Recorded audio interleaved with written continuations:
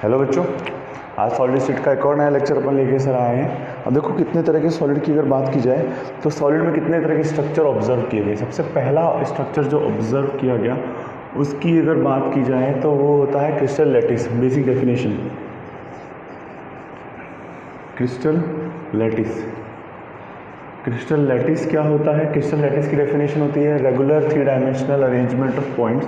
यहाँ पे लिख रहा हूँ मैं, regular 3 dimensional arrangement of points in free space is known as crystal lattice। क्या होता है? क्रिस्टल लैटिस होता है। ये वाली बात क्लियर है? देखो इसका डायग्राम बना के बताएं।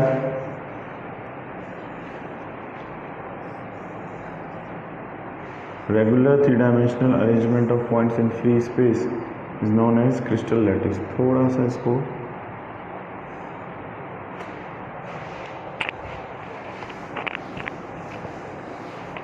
आप लोगों की बुक्स में ज़्यादा अच्छा बना रखा है, लेकिन मैं भी कोशिश कर सकता हूँ तुम लोगों के लिए, ताकि तुम्हें अच्छे से समझा सकूँ।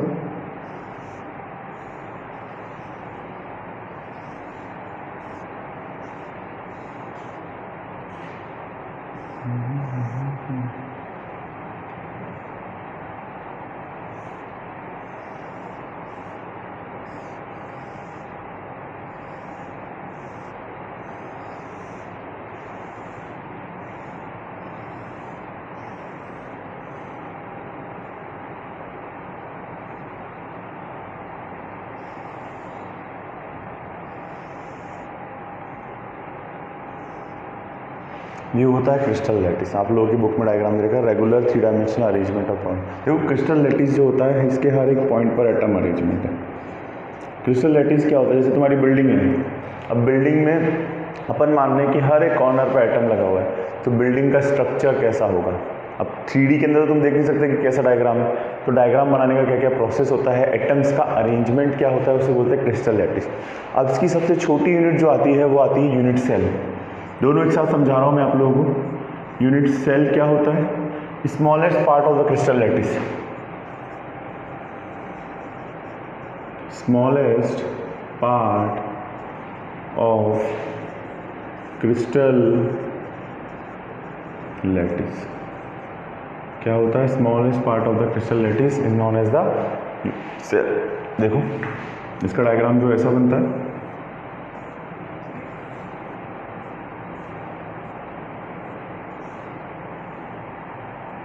ए बी सी, ए के सामने वाला अल्फा, बी के सामने वाला सी के सामने वाला गामा और बी के सामने वाला बीटा। 6 पैरामीटर्स होते हैं जिसके बेसिस पे स्ट्रक्चर डिसाइड होता है। ए बी सी और alpha beta gamma, A B C alpha beta gamma. ये वाली बात क्लियर है? Crystal lattice smallest part of the crystal lattice is known as the unit cell. इसमें क्या होता है? बेसिकली 6 पैरामीटर्स होते हैं, ठीक है, अल्फा बीटा गामा और ए बी सी, ठीक है। अभी देखो इसके हर एक कॉर्नर पे एटम अरेंजमेंट है। जैसे मैं बात करूँ, एक बिल्डिंग जो है वो बहुत सारे रूम से मिलकर बनी हुई है, बहुत सारे क्या है? रूम से मिलकर बनी हुई बात है। तो वैसे ही क्रिस्टल लैटिस जो है सबसे छोटी पार्ट जो है वो क्या कहलाएगा? Unit cell. और इसके एन टाइम रिपीटेशन से तुम्हारा क्या फॉर्म हो रहा है? क्रिस्टल लैटिस फॉर्म हो रहा है एन टाइम रिपीटेशन से। जैसे रूम जो होता है इससे छोटा यूनिट होता है, इसके हर एक कॉर्नर पे एटम है, तो बिल्डिंग का स्ट्रक्चर कैसा है वो? अब इसमें टोटल देखो 1 2 3 4 5 6 7 8। सॉलिड कैसे बनता है? सबसे पहले सबसे छोटी यूनिट सेल, इसके हर एक कॉर्नर पे एटम हम मान रहे हैं कि यहाँ पे भी एटम, बड़े बड़े एटम है, तो तुम्हें समझाने में छोटे छोटे बनाए ताकि तुम विजुअलाइज कर सको। और सब तरफ एटम अटैच है, ऊपर नीचे अंदर बाहर, जहाँ भी स्ट्रक्चर तुम्हें दिख रहा है वहाँ पर एटम अरेंजमेंट है। ऐसा atom atom atom atom atom, सब तरफ क्या है? तुम्हारे एटम्स का अरेंजमेंट चल रहा है, तो उसमें कोई प्रॉब्लम नहीं है। स्मॉलेस्ट पार्ट क्या होता है? ये यूनिट सेल। इसके रिपीटेशन तुम्हारा क्या बना? Crystal lattice. इसके रिपीटेशन से क्या बना? Crystal lattice. क्या होता है? Regular three dimensional arrangement of point in known as crystal lattice. इसके हर एक पॉइंट को, अच्छा बुक्स में क्या बोला है कुछ पॉइंट, इसको सबसे पहले हर एक पॉइंट को बोला गया लैटिस पॉइंट या लैटिस साइड बोला गया है, लैटिस पॉइंट और लैटिस साइड बोला गया है, ठीक है। इनको मिलाने के लिए एक स्ट्रेट लाइन इस्तेमाल करते हैं। तो ये सारी चीज़ें तुम लोगों को बताइए क्रिस्टल लैटिस के बारे में।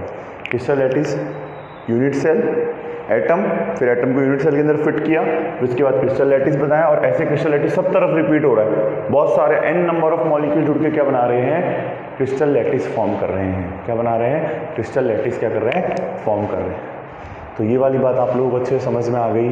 क्रिस्टल लैटिस क्या होता है, यूनिट सेल क्या होता है, ठीक है। रब कर दें इसे।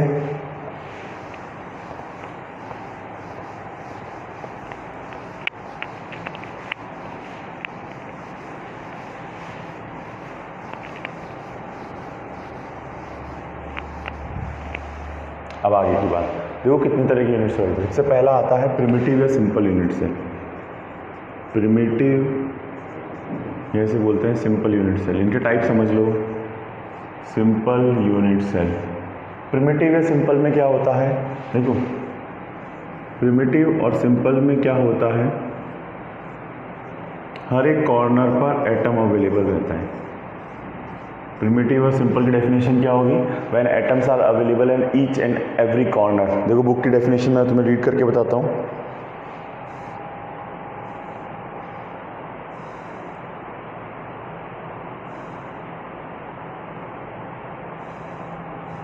हाँ, the constituent particle are present only the corner position in unit cell is called primitive unit cell.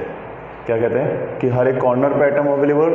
Total एक रूम के अंदर कितने कॉर्नर होते हैं? 4 ऊपर और 4 नीचे, तो टोटल कितने कॉर्नर हो गए? 8 कॉर्नर्स। हर एक कॉर्नर पे एटम अवेलेबल हो। अच्छा, इसकी टोटल डेफिनेशन तुम लोग लिख लो, कोई प्रॉब्लम नहीं है, एनसीईआरटी से लिखनी है। लेकिन टोटल नंबर ऑफ एटम देखो कैसे कैलकुलेट करेंगे। टोटल नंबर ऑफ एटम, ये तुम्हें आना चाहिए। टोटल नंबर ऑफ एटम कैसे कैलकुलेट करेंगे बच्चों? ध्यान से समझना कि अगर एक रूम का अगर कॉर्नर की बात की जाए, सपोज ये वाला कॉर्नर, तुम्हें इमेजिन करना पड़ेगा मैं एक ये वाला कॉर्नर ले रहा हूँ, इस रूम के अंदर ये वाला, जिस रूम में मैं हूँ ये वाला कॉर्नर, इस रूम के पीछे भी एक रूम होता है, उस वाले रूम में भी एक कॉर्नर अवेलेबल रहता है, इस रूम के क्रॉस में भी एक कॉर्नर रहता है, वहाँ भी कॉर्नर अवेलेबल, और इस रूम के बाजू में भी एक रूम, टोटल 4 जगह वाला कॉर्नर अवेलेबल, 1 2 3 4। और इन 4 रूम्स के नीचे 4 रूम्स और अवेलेबल है, तो वो उन 4 रूम्स में भी कॉर्नर ऊपर आ जाएगा, लेकिन कॉर्नर तो अवेलेबल, मतलब यहाँ पे से मैं होल्ड करूँ ना तो मैं 7 रूम में कॉन्टेक्ट कर सकता हूँ। 1 2 3 में y1 इज 4, ठीक है, नीचे वाला 5, इसके बाजू वाला 6, नीचे में 7 और पीछे वाला 8। तो हर एक का कॉन्ट्रीब्यूशन कितना हो गया? 8, 1/8 हो गया भाई। टोटल 8 कॉर्नर्स है और हर एक का कॉन्ट्रीब्यूशन कितना हो गया? 1/8। टोटल नंबर ऑफ एटम कितने आएंगे? 1 आएंगे। क्लियर है? टोटल नंबर ऑफ एटम कैसे कैलकुलेट करते हैं? कैसे? 8 × 1/8। हर एक कॉर्नर पर एटम अवेलेबल है और हर एक का कॉन्ट्रीब्यूशन कितना है? 1/8। इस तरह के यूनिट को बोलते हैं प्रिमिटिव और सिंपल यूनिट सेल। क्या बोलते हैं? प्रिमिटिव और सिंपल यूनिट सेल। अब उसके बाद करते हैं सेंटर्ड की बात।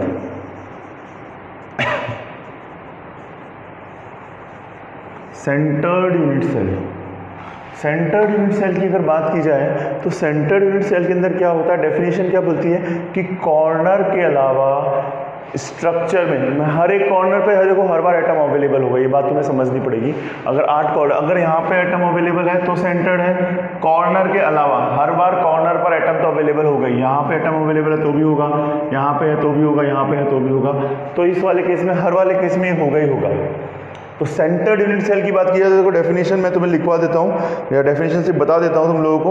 व्हेन यूनिट सेल कंटेन्स 1 और more constituent particle present at the position other than corners, कि कॉर्नर के अलावा स्ट्रक्चर में कहीं भी एटम अवेलेबल है तो उसे क्या बोलेंगे? सेंटर्ड यूनिट सेल बोलते हैं। उसे क्या बोलेंगे? सेंटर्ड यूनिट सेल बोलते हैं। नोट किया? अब इसके 3 टाइप आते हैं। सबसे पहला आता है तुम्हारा बॉडी सेंटर। बॉडी सेंटर्ड में क्या होता है? बुक में इसका डायग्राम भी दे रखे। Body centred unit cell definition क्या बोलती है कि कॉर्नर के अलावा बॉडी के सेंटर में, कॉर्नर के अलावा बॉडी के, सपोज ये सेंटर है, बॉडी के सेंटर में ये रूम है बहुत बड़ा, एक यहाँ पे हर एक कॉर्नर पे एटम है, टोटल 4 ऊपर 4 नीचे, और एक बॉडी के मिड में है, ठीक है, उसे क्या बोलते हैं, बॉडी सेंटर्ड यूनिट सेल बोलते हैं। क्या बोलते हैं, बॉडी सेंटर्ड। और कोई अगर बॉडी के सेंटर में है उसका कंट्रीब्यूशन कैसे निकालेंगे, देखो हर बार कॉर्नर पे है, इसलिए 8 × 1/8 प्लस 1 क्यों, क्योंकि जो एकदम मिड में अवेलेबल है उसका कंट्रीब्यूशन सिर्फ मिड में ही रहेगा, +1। टोटल नंबर ऑफ एटम कितने आ गए, 2। तो डेफिनेशन क्या होगी कि कॉर्नर के अलावा, डेफिनेशन देखो, such unit cell contains one constituent particle at its body center beside that one है, that is corner। कि कॉर्नर के अलावा बॉडी के सेंटर में अवेलेबल है तो उसे क्या बोलेंगे, बॉडी सेंटर्ड यूनिट सेल बोलेंगे। क्या बोलेंगे, body centred unit cell. This point is clear. फिर नेक्स्ट आता है इसका सेकंड पार्ट आता है face centre. Total number of atom calculate करना समझ में आया, 8 × 1/8 कॉर्नर का, और जो सेंटर में है वो सिर्फ सेंटर में काउंट होगा। अगर एक रूम के अंदर सीलिंग फैन लगा हुआ है तो फिर वो इसी रूम में हवा देगा। फिर नेक्स्ट आता है face centred unit cell. Face centred unit cell. Face centred में क्या होता है, कॉर्नर के अलावा हर एक फेस के मिड में, कॉर्नर पे तो होगा हर एक फेस, टोटल एक रूम में कितनी फेजेस होती है, 6 फेजेस, 1 2 3 4, एक इस तरफ है और एक पीछे की तरफ है, टोटल इस रूम में 1 2 3 4 5 6। और देखो ये वाली दीवार का अगर कंट्रीब्यूशन की बात की जाए तो फेस सेंटर की डेफिनेशन क्या होगी कि कॉर्नर के अलावा हर एक फेस के मिड में एटम अवेलेबल है तो वो क्या है, फेस सेंटर्ड यूनिट सेल है। क्या है, फेस सेंटर्ड यूनिट सेल है। अब डेफिनेशन देखो, टोटल रूम में 6 फेजेस। अच्छा ये वाली बॉल किस तरफ होगी, एक इस रूम में होगी और एक पीछे वाले रूम में होगी, और कहीं तो नहीं होगी। तो कितना हो गया, 6 फेजेस, और हर एक का कंट्रीब्यूशन कितना हो गया, half, plus 8 × 1/8। Total number of atom आते हैं फेस सेंटर के अंदर 4। ये तुम्हें ध्यान रखना पड़ेगा, ये बार बार इस्तेमाल होने वाला है।